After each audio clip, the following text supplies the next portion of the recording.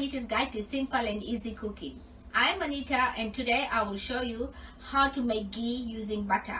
This is my recipe number 2. So let's get started. I've got here 500 grams of unsalted butter which I have chopped into cubes, or you can use salted butter if you like. And you will also need a clean dry glass jar to store the ghee after we have made it.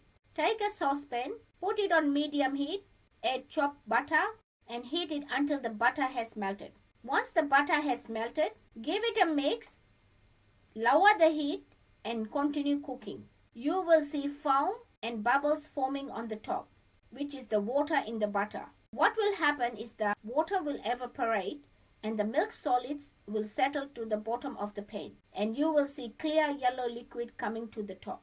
Once all the milk solids have settled to the bottom, the ghee will become clear. Continue cooking until the white milk solids at the bottom of the pan has just started to change color.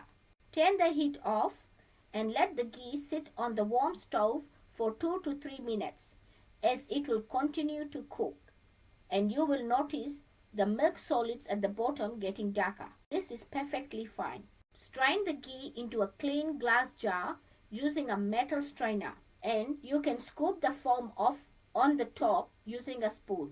Let it cool down completely before putting the lid on. Keep the ghee in the pantry and use it to make your favorite sweets, or you can serve it with dal, spinach, or even drizzle it over some khichdi. Enjoy. If you like this video, please give it a big thumbs up. For more of my simple and easy videos, please subscribe to my channel and don't forget to press the bell icon to receive notifications of my latest videos.